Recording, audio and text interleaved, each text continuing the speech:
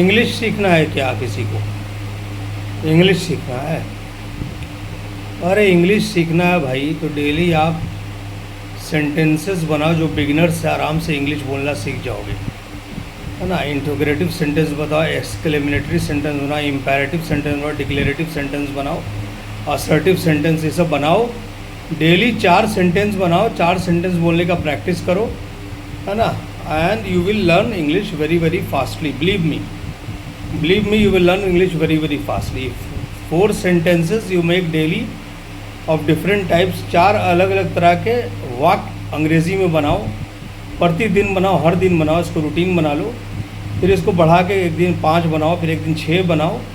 वाक्य बनाओ, वाक्य को पढ़ने का प्रैक्टिस करो, उच्चारण प्रोनाउंसिएशन के साथ बोलने का प्रैक्टिस करो, सही उच्चारण प्रोनाउंसिएशन के बाद लिखने का प्रैक्टिस करो।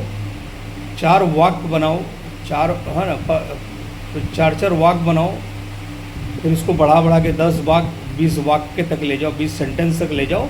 सबसे पुराना और सबसे अच्छा ट्रिक है, अगर आप इंग्लिश सीखना चाहते हो, जो बिगनर्स लोग हैं, जो इतने सारे स्पोकन इंग्लिश वगैरह में जाते रहते हैं, यहाँ पैसा वहाँ पैसा, चलिए वो ठीक है, उसमें मैं कुछ बोलूँगा नहीं, वो आपका अपना चॉइस है ना। इंग्लिश सीखने तो लोग इंस्टीट्यूट में जाएंगे ही, उसमें कोई मुझे कमेंट एक्स्ट्रा नहीं करना है। लेकिन इंग्लिश सीखने का मैं एक की बता रहा हूँ आपको, सेंटेंस मेकिंग इज़ द की। इंग्लिश को धारा प्रवाह करने का सबसे अच्छा बड़ा की होता है सेंटेंस मेकिंग। सेंटेंस जितने वैरायटी, उस वैरायटी का आप पर डे सेंटेंस बनाओ। पहले कुछ कम बनाओ, फिर उसको बढ़ाओ, फिर बहुत ज़्यादा कर दो उसको, उसकी मीनिंग को समझो, उसको बोलने का प्रैक्टिस करो, फिर से लिखने का प्रैक्टिस करो। आप कहीं से भी हो, किसी भी जगह से हो, छोटे मोटे जगह से हो, विलेज से हो, कहीं से भी हो, इंग्लिश जो है आपका 100% फ्लुएंट तो यू विल नेवर बी। एक बात मैं यहाँ क्लियर कर दूँ, बहुत सारे लोग जो इंग्लिश पढ़ाते हैं वो भ्रमित करते हैं।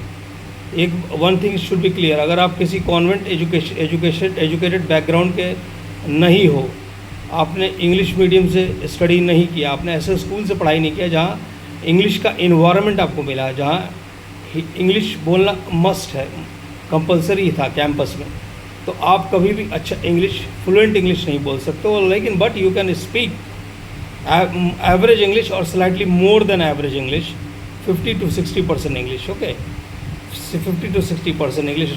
This is the key, this is 100% true. अगर आप इंग्लिश मीडियम बैकग्राउंड से नहीं हो, आपका बैकग्राउंड किसी अच्छे इंग्लिश स्कूल का नहीं है, जहाँ कैंपस में भी आप you must have to speak English, आपको इंग्लिश ही बोला, it's was mandatory in the campus to speak English. If you are not from such a English background school, it's impossible for you to become fluent English speaker, nearly impossible। तो भ्रमित ना हो, जितना आप सीख सकते हो उतना ही इंग्लिश सीखे, भ्रमित ना हो। अगर आप इंग्लिश बैकग्राउंड के नहीं, इंग्लिश मीडियम बैकग्राउंड के नहीं, तो you can be only 50 to maximum 60% fluent in English, not 100%। Get it under your head, get it under your mind, है ना। फ्लुएंसी, व्हाट इज़ फ्लुएंसी, उस पर थोड़ा पढ़ो, उसको डिटेल में पढ़ो। सिर्फ फ्लुएंसी बोल देने से नहीं होता है फ्लुएंसी, ओके। चलो ठीक है, फिर बाय, टेक केयर।